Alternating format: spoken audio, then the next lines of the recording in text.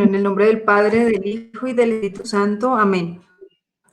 Ven, Espíritu Santo, te rogamos que esta noche nos ilumines el entendimiento y la piedad para que con amor recibamos tus enseñanzas. Te pedimos humildemente que nos llenes de tu alegría, de tu conocimiento y de tu sabiduría a través del sacerdote y a través de nuestros hermanos. Llénanos de tu amor, de tu alegría, de tu paz, y que estas palabras y enseñanzas trasciendan a las obras de nuestras manos, trasciendan a nuestras palabras y a nuestro modo de vivir. Amén. Amén. En el nombre del Padre, del Hijo y del Espíritu Santo. Amén. Muchas gracias, Jennifer. Con mucho gusto. Lectura del libro del Apocalipsis. Esta es la revelación de Jesucristo. Dios quiso que enseñaran a tus servidores mediante esta revelación, la que va a suceder pronto. Envió a su ángel para que lo diera a entender a su servidor Juan, el cual afirma que todo lo que ha visto es palabra de Dios y testimonio solemne de Jesucristo. Palabra de Dios. Te alabamos, Señor. Te alabamos, Señor. Bueno, muy bien. Vamos a hacer una cosa. Teníamos una tarea. Le pido el favor a 7 personas diferentes que nos la quieran compartir. ¿Quién nos quiere compartir la primera, que era Bienaventuranzas del Apocalipsis? Apocalipsis 1:3. ¿Cuál es y cómo la entendió? Alison.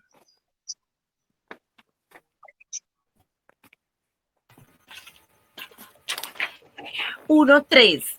Es ahora que debo acercarme a la palabra de Dios y así tendré luz y esperanza que invaden mi vida.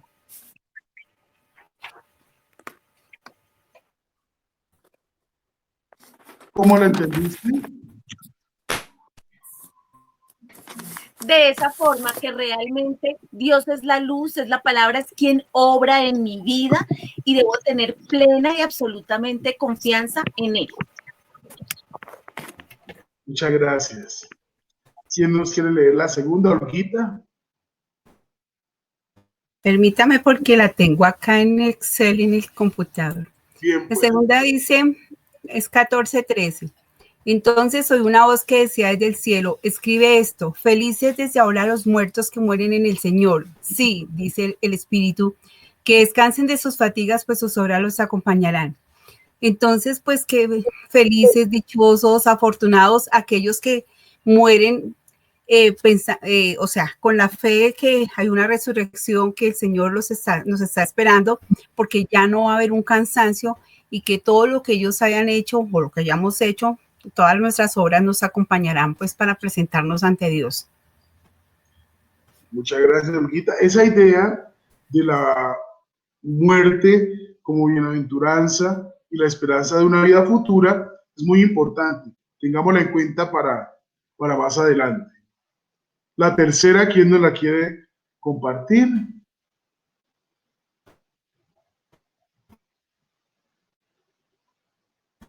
María.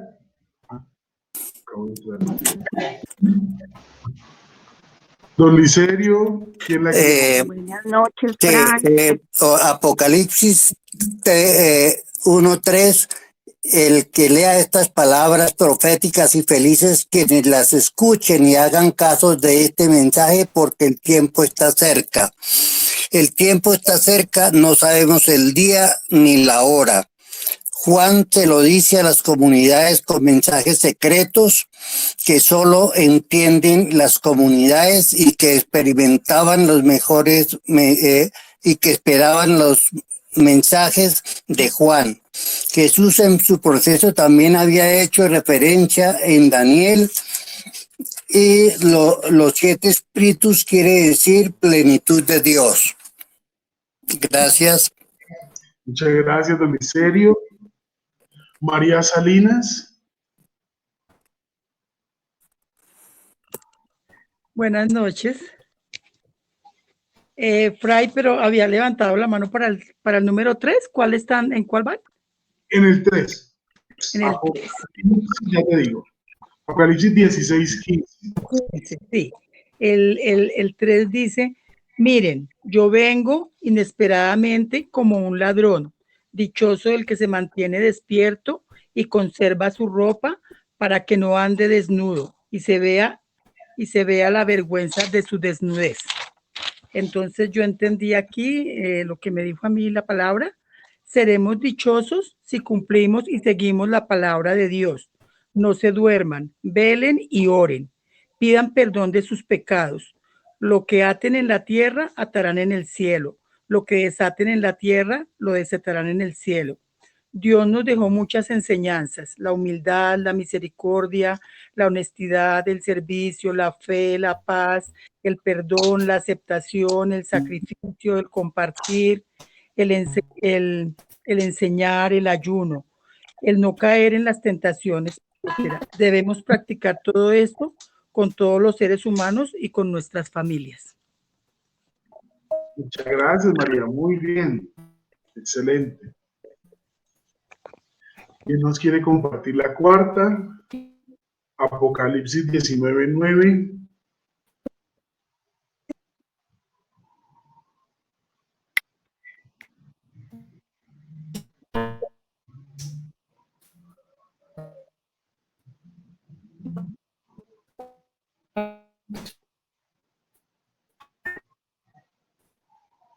Día 1. Carolina. Dice, el ángel me dijo, escribe, felices los que han sido invitados al banquete de bodas del Cordero. Y añadió, estas son las palabras verdaderas de Dios.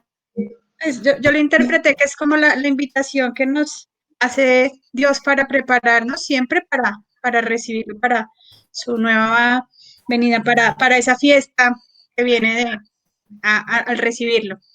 Digamos, fue como la interpretación que yo le di. Excelente. Muy bien, muy bien. Cuarta.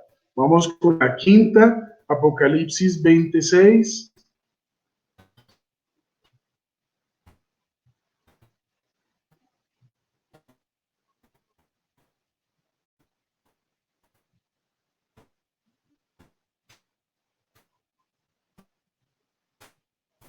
¿Quién nos quiere compartir? Padre, yo la voy a hacer. Muy bien, don pastor. Feliz y santo el que participa en la primera resurrección. La segunda muerte ya no tiene poder sobre ellos. Serán sacerdotes de Dios y de su Mesías y reinarán con él 1000 años. En lo que yo estuve revisando, Padre, se hace referencia a los mártires, ¿sí? Y pues a las personas que han muerto en la gracia de Dios dando su testimonio de la fe, de ese amor a Dios y de lo que se ha podido compartir con las buenas obras para ir, digamos, haciendo ese caminar que nos pide el Señor, recordando cuando Él dio la explicación del primer mandamiento, amar a Dios sobre todas las cosas y al prójimo como a nosotros mismos. Gracias, Padre.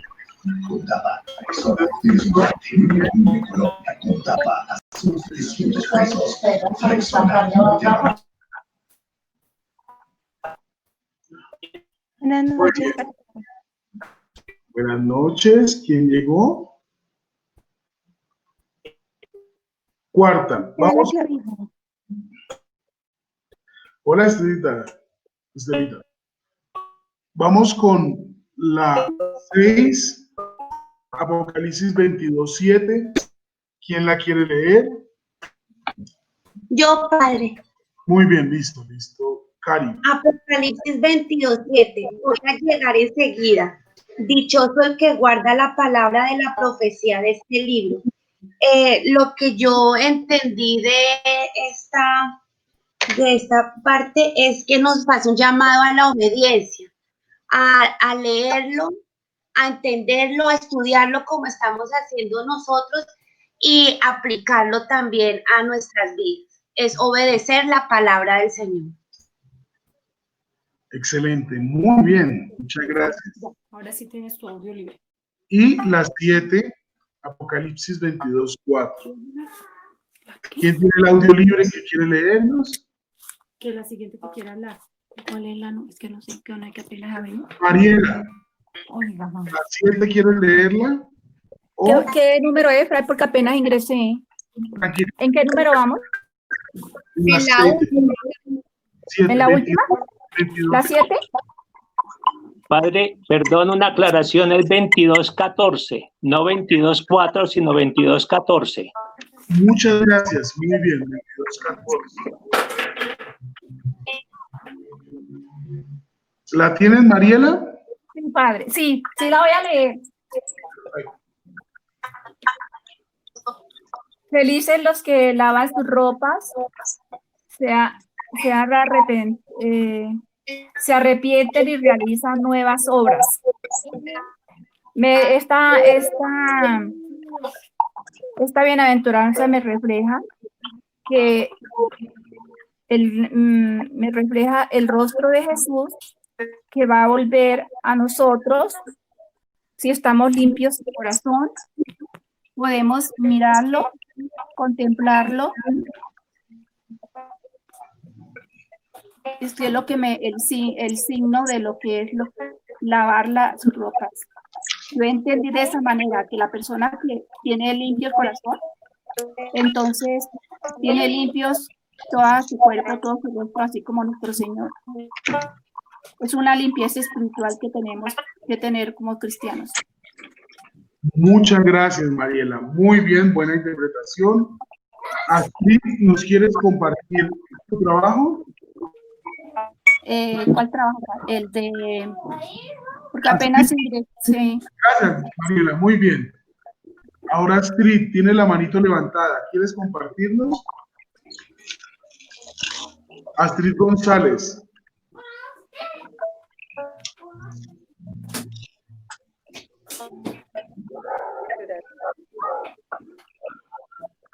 Cuéntanos, ¿cuál fue tu interpretación?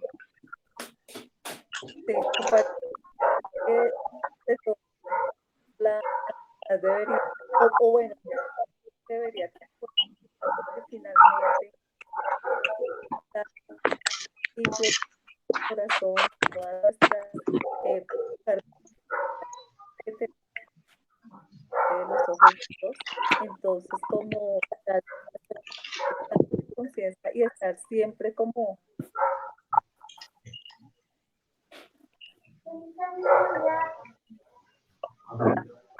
muy bien. Como lo que habla la palabra, siempre están pendientes con las lámparas.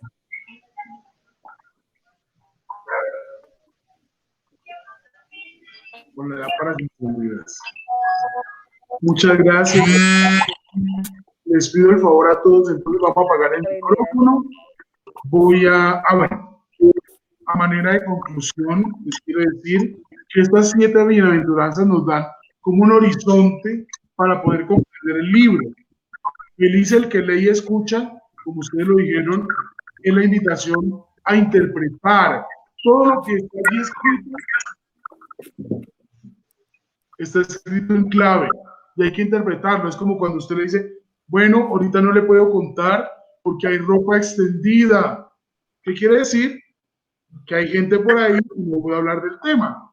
Es una clave de interpretación. El libro fue escrito para ser interpretado, no leído de manera radical.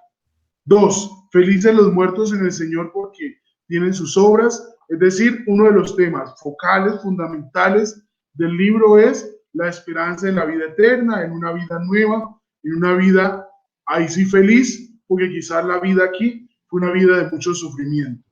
3, feliz el que está despierto y vestido, quiere decir, como ustedes lo dijeron, estar preparados, estar atentos. Es una actitud muy de la apocalíptica, el estar preparados, atentos con las obras para recibir al Señor. 4, felices los invitados a las bodas, hace referencia a la fiesta, a la celebración. Varios autores que vamos a leer dicen que el libro del Apocalipsis es un libro litúrgico. Ya veremos y desarrollaremos cómo todo el libro de cabo a rabo pareciera que están celebrando una misa o un acto litúrgico, porque hay incienso, hay candelabros, hay velas, hay ruptura de sellos, hay lecturas. Pareciera que todo el libro es una liturgia y pues una liturgia festiva. Por eso, felices los invitados a las bodas tiene mucho sentido.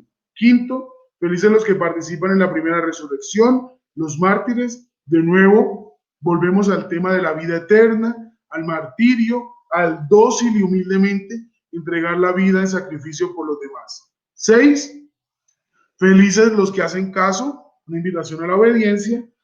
Y 7, como lo dijeron ahorita, felices los que lavan sus ropas, es decir, quienes se arrepienten y permiten al Cordero, a Cristo, con su sangre, purificar, lavar, sanar el corazón y dejar que sea Él quien haga su obra.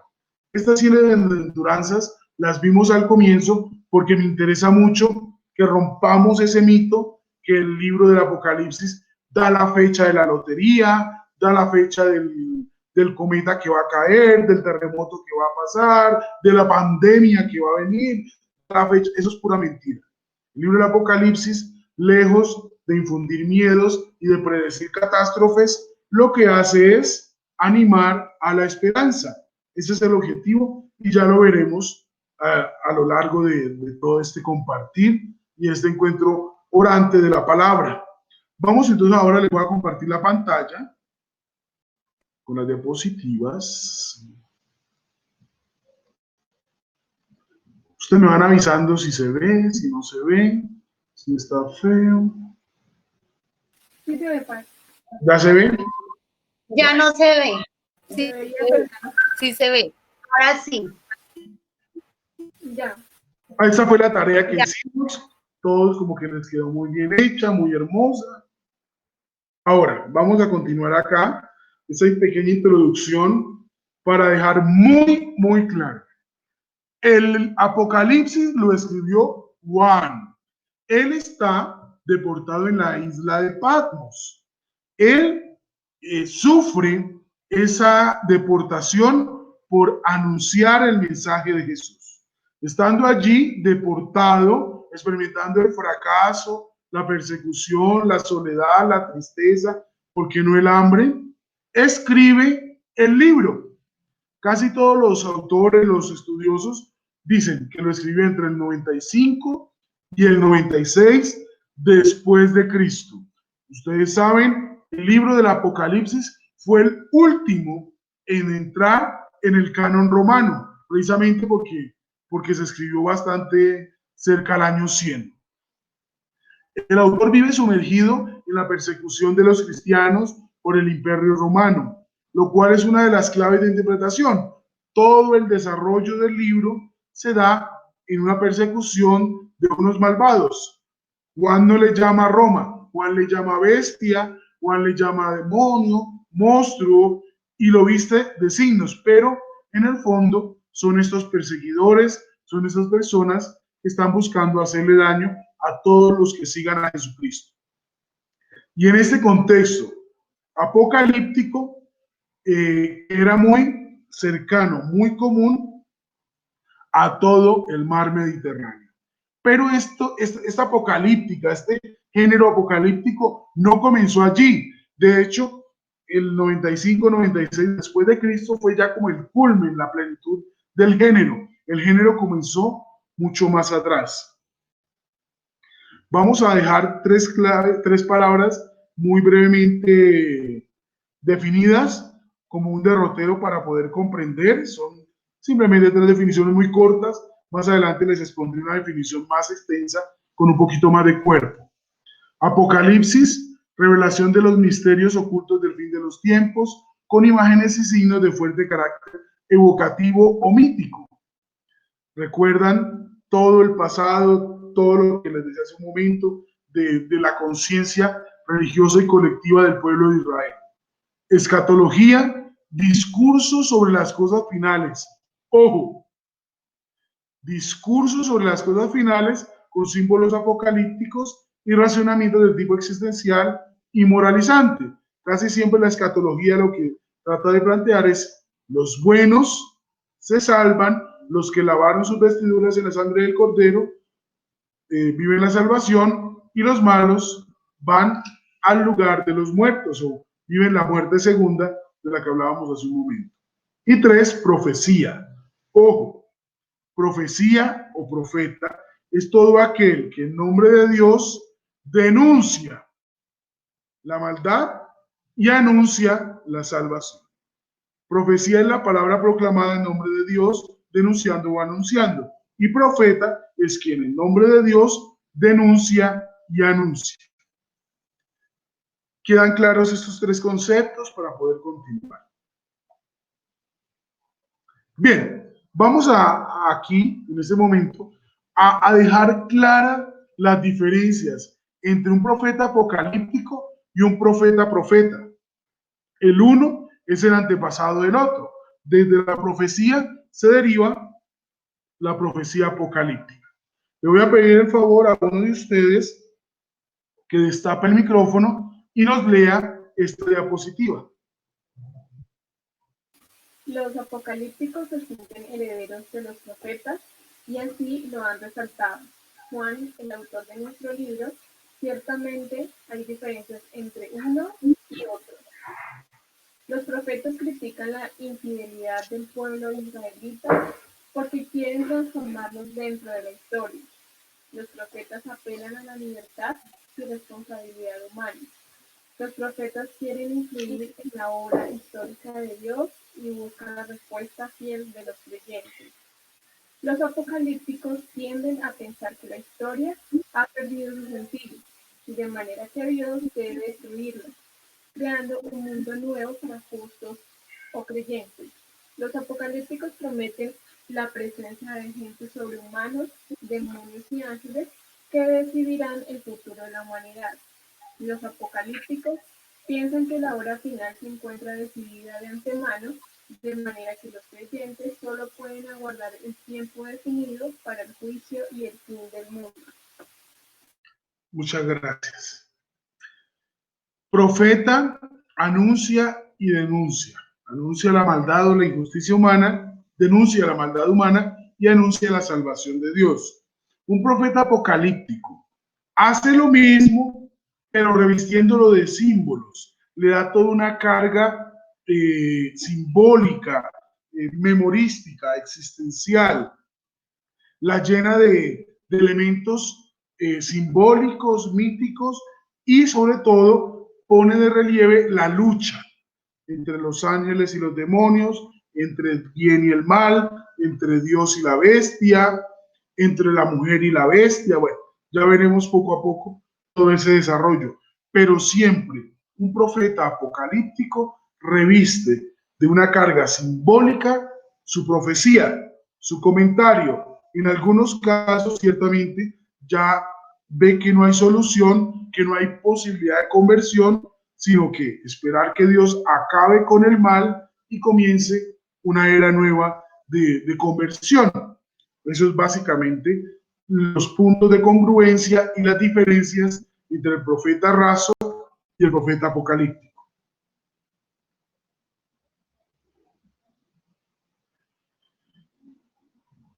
A pesar de estas diferencias más o menos marcadas, podemos y debemos afirmar que la apocalíptica es hija legítima, aunque no la única, de la profecía. De manera que las imágenes y temas de la profecía perduran en la apocalíptica. Los motivos principales de la profecía, encuadrados en las nuevas circunstancias culturales del pueblo israelita a partir de los siglos IV y III antes de Cristo. Recordemos, como estamos hablando antes de Cristo, van de para atrás. Primero fue el siglo IV y luego el siglo III antes de Cristo. Desembocan en la apocalíptica, que a pesar de su mayor distancia frente al mundo, sigue empeñada en entender o enriquecer la historia humana para que los fieles, los justos, los elegidos, los buenos, sean o estén firmes durante la prueba. Ojo, ustedes supondrán entonces que la apocalíptica nace en los problemas, en los fracasos, en las dificultades, en la persecución, en los problemas, que precisamente para el profeta no son problemas, sino que son pruebas, desafíos, retos por superar, y precisamente la apocalíptica es una herramienta para la superación de las mismas dificultades. ¿Alguien que nos quiera leer?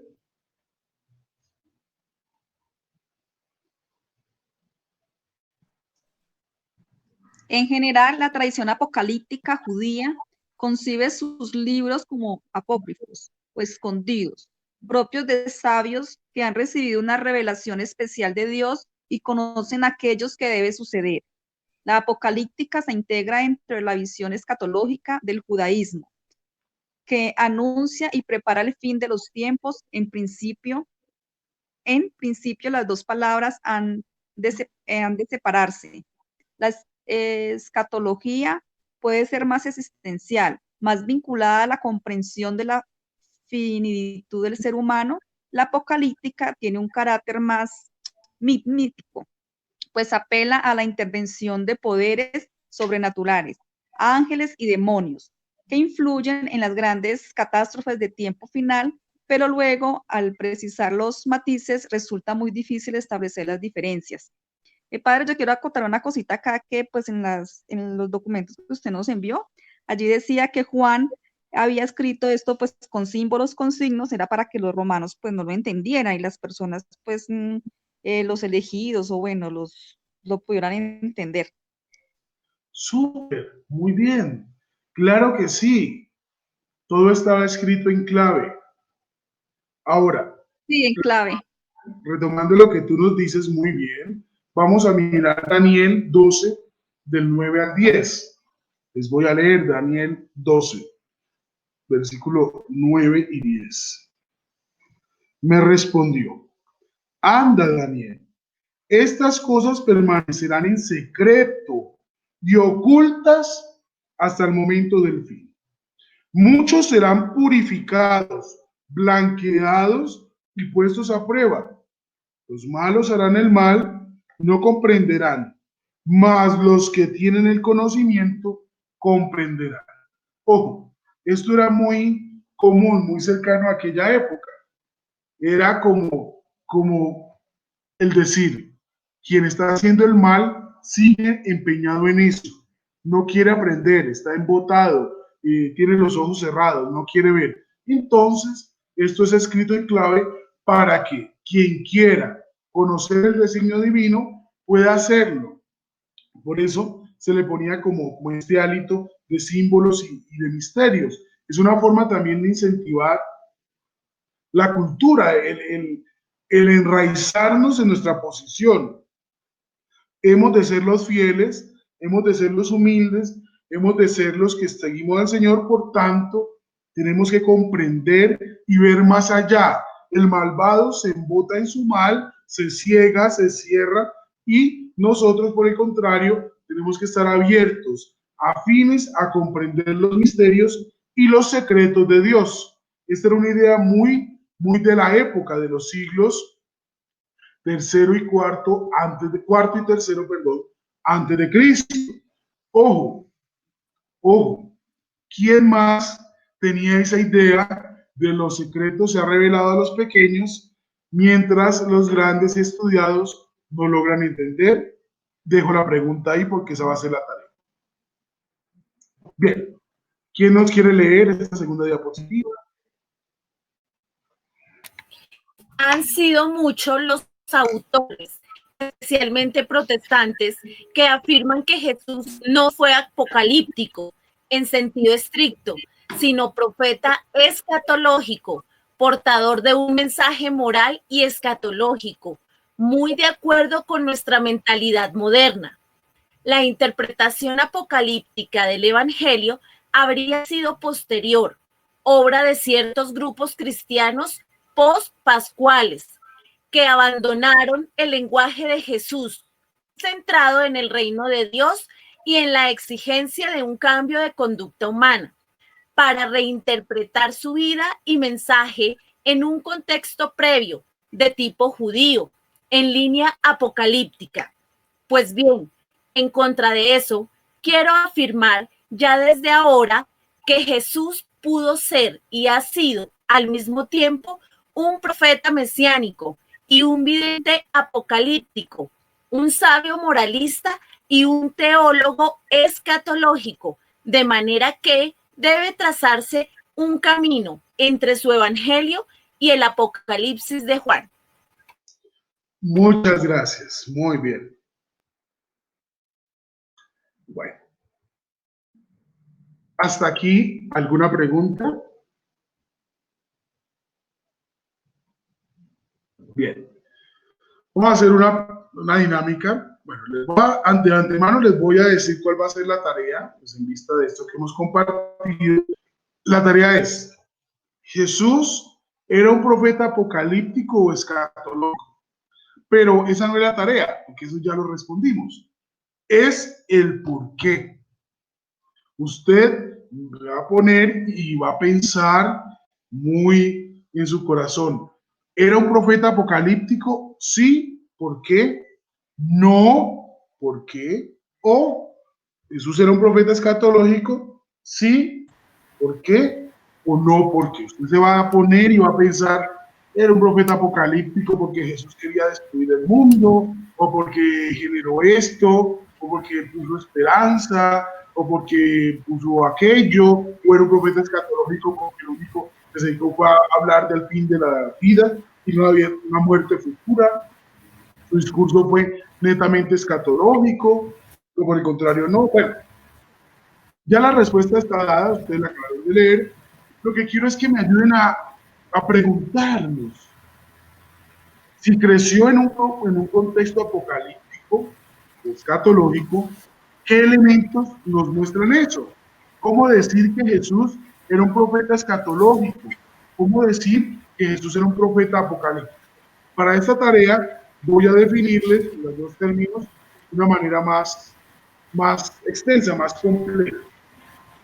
Entonces, escatología es un término más teológico de uso moderno que alude al despliegue y al sentido de las realidades últimas.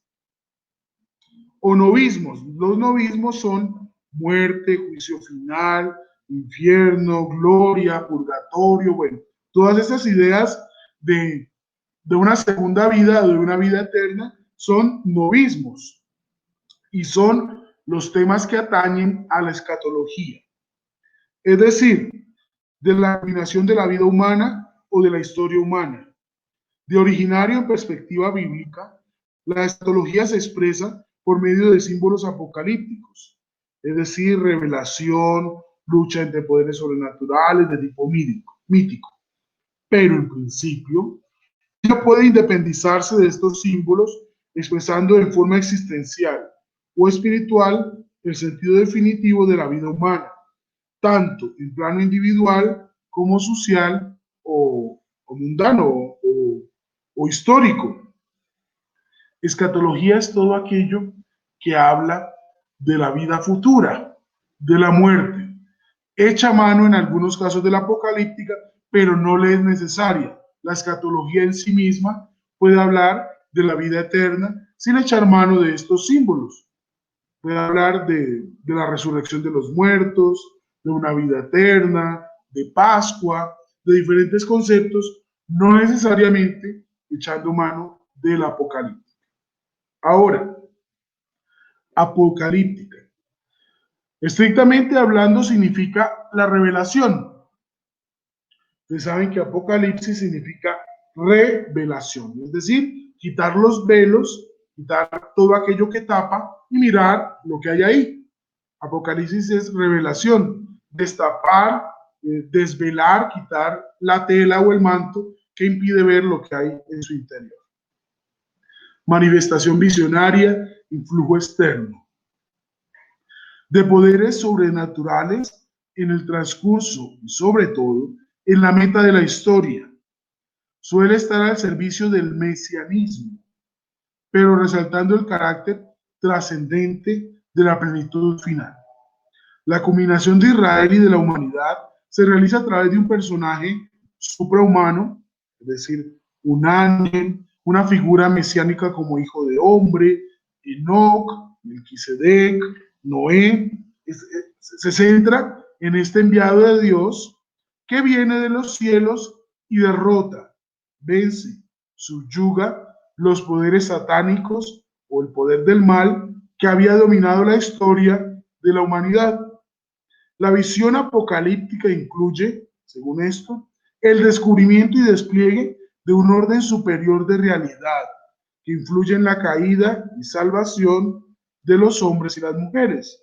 Es decir, el Apocalipsis, ante todo, trata de darle sentido a la historia, trata de desvelar lo que va a suceder en la historia, siempre, siempre mostrando la obra de Dios, siempre mostrando un instrumento de Dios, llámese Mesías, que bueno, ya veremos que muchas veces, ahí les voy a hacer la tarea, muchas veces Jesús, para decir a sí mismo, sobre todo en Marcos, no dice el hijo del carpintero, no dice Chuchito, no dice Jesús, ni siquiera dice yo, dice la palabra el hijo del hombre.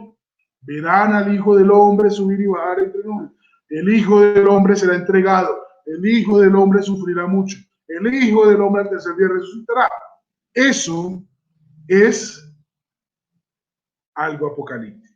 Usar ese concepto de hijo de hombre que en aquel contexto se había desarrollado mucho. Siempre la apocalíptica usa esos términos, esas expresiones para afirmar que Dios va a enviar a alguien, a un Mesías, trayendo a colación la idea del rey David, que va a imponer un nuevo orden y va a organizar las cosas como debe ser, como a Dios le gusta, como Él quiere. ¿Hasta aquí alguna pregunta?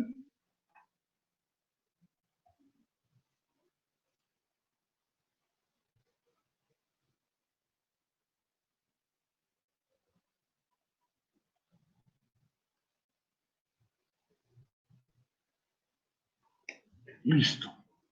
Pues esta es la primera parte del género apocalíptica, que quería o quiero ante todo dejarlos con el cuestionamiento de si Jesús era un profeta apocalíptico, ¿por qué? O si era un profeta escatológico, ¿por qué? O ambas. Piénsenlo con cabeza fría para hacer su tarea. Ahora bien, yo quiero invitarlos a que oremos este tema. Esta primera parte que sin lugar a dudas nos deja muchos cuestionamientos. Yo creo que ustedes en este momento se están preguntando hacia dónde va la historia. Todo lo que está pasando, ¿será obra de Dios?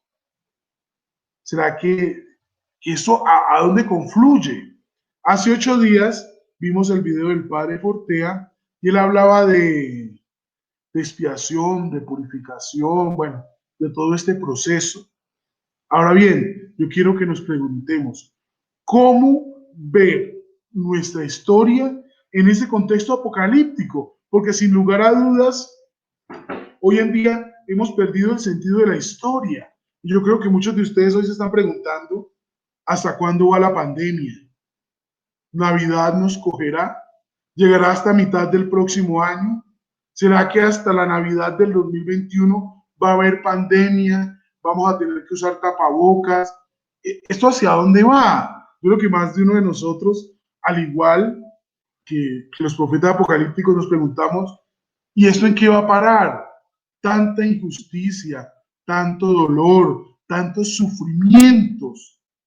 ¿A quién no le dolió ayer ver esa tragedia en la costa por ese camión que le explotó a unas personas que con hambre iban a ver qué podían tomar para venderlo, pero que es una crisis histórica de un pueblo sumido en la pobreza? ¿Eso hacia dónde va? ¿Qué va a suceder con eso? ¿Cómo leer eso? ¿Dónde está Dios? ¿Será que se olvidó? ¿O qué estará pasando? ¿Quién quiere compartirnos para usted cuál clave de interpretación nos da la apocalíptica para ver o entender nuestra realidad? ¿Quién quiere compartirnos?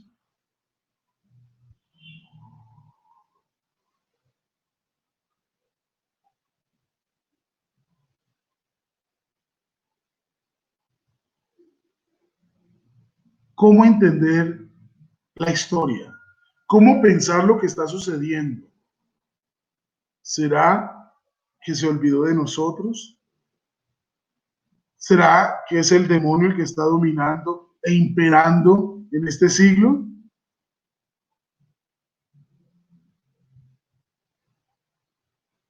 Bueno, el libro del Apocalipsis nos deja clara una forma de interpretación y es la clave de la esperanza. El libro y todo el género apocalíptico se dedica a la esperanza, a todos los niveles, tanto así que dice, incluso si a usted lo matan, si se lo comen las fieras, si lo cortan a espada, no hay problema. Dios lo va a resucitar y lo va a llevar a un paraíso. Ante todo, el profeta busca generar esperanza y echa mano de todo lo habido y por haber, de la idea de un Mesías. Yo creo que todos hemos tenido como ese anhelo. Uno en el fondo a veces dice, Dios mío, Colombia necesita un líder, un hombre o una mujer carismático, que sea capaz de decir la verdad, que meta a la cárcel los corruptos, que organice la salud, que trabaje por fin lograr educar a la gente. Todos tenemos como esa idea y precisamente la apocalíptica echa mano de la esperanza. Jesús, en el fondo, lo que hacía era poner esperanza en los corazones. Yo creo que la peor desesperación o la peor pérdida de esperanza es cuando usted deja de creer en usted mismo. Y eso era lo que hacía con los pecadores. Les decía, no todo está perdido. Usted no es un fracaso. Por más enfermedades, por más pecados, usted tiene salvación.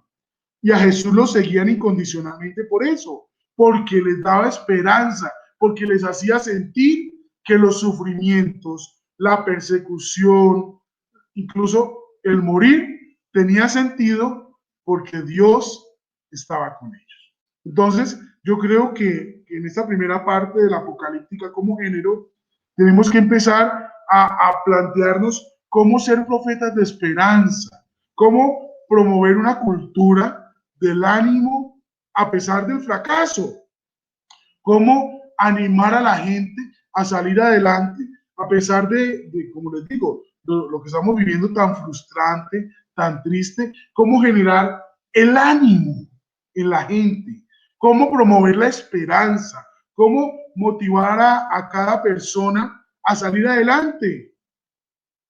Paralelo a lo que pasó en la costa, una modelo por ahí estaba escribiendo que ella nació en ese pueblo y que se vino para Bogotá y estudió y trabajó duro. A veces le tocaba trabajar de día para estudiar de noche. A veces le tocaba comerse un perro de 1000 para poder almorzar con eso, para salir corriendo, y a veces porque no tenía dinero para poder comer algo mejor. Pero salió adelante, se esforzó, luchó, nunca perdió la esperanza. Hoy, en esta lectura orante, el libro del Apocalipsis nos invita a eso. Primero, no perder la esperanza. Y segundo, poner la esperanza en Dios y reconocer en mí un instrumento. No importa el fracaso, no importa el pasado, no importa las tristezas, no importa los errores. Dios tiene su esperanza puesta en nosotros. No importa lo que digan los chismes, no importa lo que diga la gente. Dios confía en mí y tiene todo un plan de salvación para mi vida. Podemos decir, hacer un movimiento mesiánico. Él me salva a mí de mi mano, necesita de mi cooperación, necesita que yo también me llene de esperanza y de ánimo para salir adelante.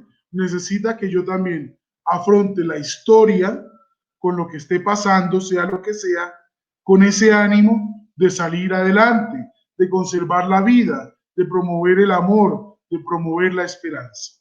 La apocalíptica es entonces un género que nos ayuda a eso. Y yo quisiera invitarlos a que esta semana empecemos a pensar eso. Cómo Jesús generaba esperanza, cómo Jesús transformaba a las personas. No porque les dijera la verdad en la cara, no porque los cuestionara, no porque los humillara o les dijera sus pecados, sino que por el contrario, les sembraba esperanza y los ayudaba a salir adelante.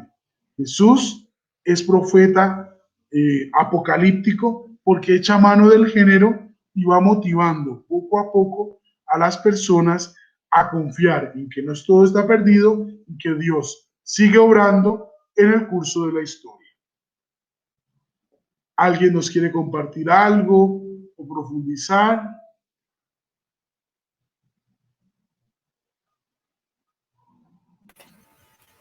Yo, padre, que realmente con todo lo que se ha dicho en este momento, yo creo que sí, la pandemia en principio, que es lo que estamos viviendo actualmente, es lo que vemos como, o vimos de alguna manera como angustiante, como, ay, ya, el signo del fin, pero está mal interpretado porque realmente tiene uno que poner de su parte, tranquilizarse y, como se decía, estos son pruebas o desafíos que nos da la misma vida. Y tenemos que reflexionar en el cuidado del planeta, el medio ambiente, cómo puedo yo desde casa generar esos cambios, desde mi trabajo, en mi caso con mis estudiantes, cómo los puedo motivar, que es lo que yo he trabajado en este tiempo con ellos, cómo los motivo a que ustedes pueden reciclar desde casa, hacer cosas con material, bueno, reciclable, qué sé yo, y muchas cosas más, apagar la luz de un cuarto si no lo estoy usando, gastar menos tiempo en el baño, empezando por mí, lo digo, que me ha costado, yo me demoro mucho, 20, 25 minutos, he tratado de reducir eso, ya he mejorado muchísimo porque yo en principio decía, ay, eso no pasa nada, ay, eso es con otros. Y no, resulta que esto le hace tomar a uno conciencia, entonces no lo tengo que ver como lo peor fin del mundo, sino que Dios me invita a que yo reflexione y sea ejemplo con, pues como conmigo misma para los demás, que ellos lo vean, no quedarme solo en palabras, sino en actuación. Entonces es llegar al cambio de una manera positiva y siempre confiando en Dios, porque si yo no me pego de Él ni de la oración, pues yo no puedo creerme autosuficiente, porque no lo soy. Siempre Dios primero. Muchas gracias. Muy bien.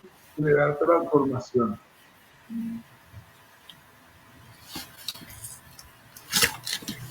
Yo también quiero participar, padre.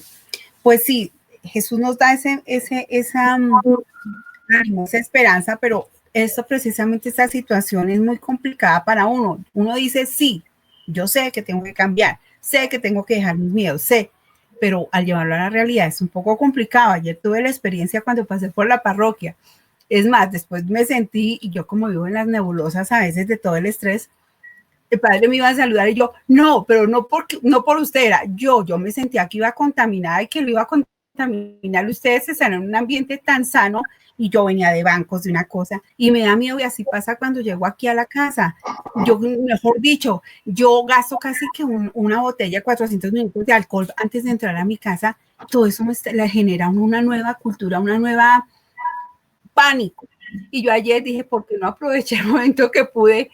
Pero a mí me daba miedo porque es que uno se siente que esto le ha cambiado tanto a uno la vida. Entonces digo, no, entonces lo conversaba con mi hijo y me decía, no mami, hay que bajarle a eso, hay que tener, usted que me habla tanto de que Dios nos ayuda, póngalo en práctica, pero hay un refrán que dice que alguien predica pero no aplica, ahí va. Pero entonces sí, yo sé que hay que aprender a dejar esos miedos, hay que aprender a esa nueva realidad y a vivirla de esa manera, porque esto va para largo, sí. ¿Cuánto? No sé, por mí yo quisiera cerrar los ojos y que mañana ya hay cura, ya. Y hay otra cosa, Yo, por ejemplo, yo creo que todos detestábamos los trancones, ver todo lleno de gente.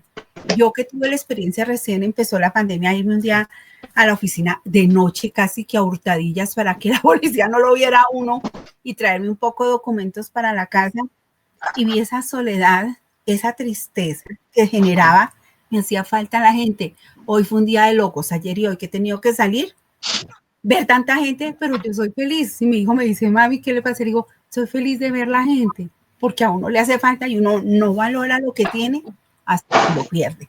Pero ojalá pues tomáramos todos conciencia, como decía Alison, de que hay que cambiar muchos hábitos. Gracias. Felicitaciones, ¿no? Y mira que sobre todo hacerlo con esperanza, confiando en que las cosas van a mejorar, y lo que nos dice Alison es una propuesta maravillosa.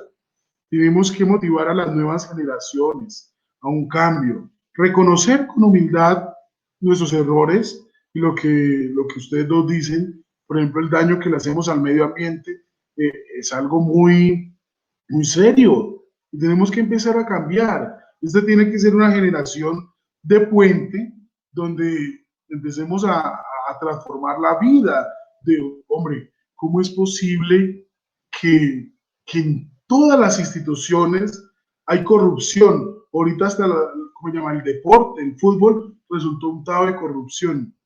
Creo que es urgente un cambio y tenemos que, como lo decía Alison, empezar por los niños, pero eso se logra con nuestro ejemplo, con nuestra actitud.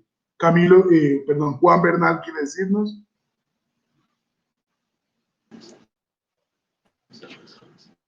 No, más que un aporte, era una pregunta. Digamos los libros, los otros libros apocalípticos, por así decir, el de Enoch, el de Baruch, ¿eso hacen parte del Apocalipsis o tocan temas apartes o pues un complemento? Hay varios libros apócrifos que son apocalípticos. De hecho, existe un Apocalipsis de Pedro, existe el que tú nombraste, el de Enoch. Son libros apócrifos. Apócrifos porque fueron escritos mucho después que se cerró el canon. No alcanzaron a entrar. Luego, si quieren, podemos estudiarlos. Yo los tengo por ahí en PDF. También podemos enviarlos y echarle una ojeadita para que ustedes pues tengan conocimiento de ellos.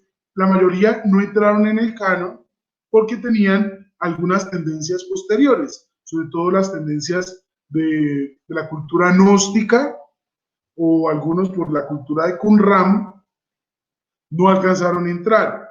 El gnosticismo fue una herejía de los primeros siglos del cristianismo, según la cual todo se desarrolla con la energía, y Jesús, pues por ser Dios, no podía sufrir, sino que él hizo como el teatro, la actuación de que murió, pero ni murió ni sufrió, simplemente mostró eso como un cascarón para que la gente viera, pero no era así. Niega la realidad humana de Cristo y fue una herejía. Como un disfraz. ¿Perdón? Como si fuera un disfraz. Correcto, sí. Pues según ellos. Es una idea muy platónica. Las ideas gnósticas están fundadas en el platonismo, que es el dualismo alma-cuerpo. Entonces, el cuerpo, la cascarita sufrió, pero era como ponerse un disfraz, una ropa. Dios no pudo vivir eso. Entonces, bueno, sí, sería interesante algún día profundizar en los textos apócrifos y en todo este tema que es bien interesante. Que es bien. De hecho, hace como 10 años encontraron un apócrifo muy interesante, el Evangelio de Judas Iscariote. No sé si lo leyeron. Pueden ver los documentales, ahí en YouTube está.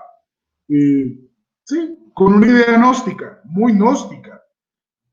Judas fue el mejor discípulo porque él sufrió la mala fama por entregar a Cristo a la muerte, porque él era el iluminado de los 12 y por eso lo hizo.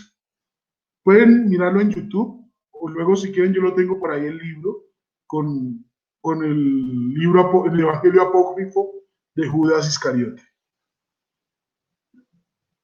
Bueno, ¿Algo más que decir?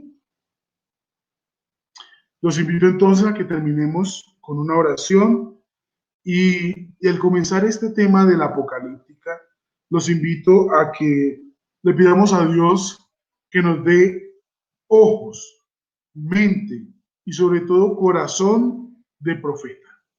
Que seamos capaces de denunciar el mal, de denunciar el pecado, pero de amar y anunciar la salvación del pecador. Pidámosle a Dios que nos ayude a tener corazón de profeta, que logre ver la realidad y ante todo encontrar en la historia ese plan de Dios, ver cómo Dios actúa en la historia, a pesar de la maldad humana, a pesar del pecado, a pesar de nuestros errores, Dios está obrando maravillas. Pidámosle a Dios que envíe su espíritu en nuestros corazones y pongamos esperanza. Confiemos en que los hilos de la historia son guiados por Dios. Por tanto, por más pandemias, fracasos, problemas, traiciones, calumnias, dificultades, Dios nos va a ayudar. Incluso si nos morimos o por el virus o por algún malvado o por alguien que nos quiso matar o por cualquier problema, Dios nos va a dar una vida eterna. Dios tiene desde ya, de antemano, planeado un paraíso, un lugar perfecto para nuestra plenitud. Entreguémosle las familias, los hogares, los miedos, que seguramente son muchos, para que Él transforme nuestro miedo en esperanza y nos ayude a iluminar la realidad de muchas personas, para que nos ayude a transformar el mundo, a transformar la historia y ante todo a construir su reino, el reino de Dios. Gloria al Padre y al Hijo y al Espíritu Santo.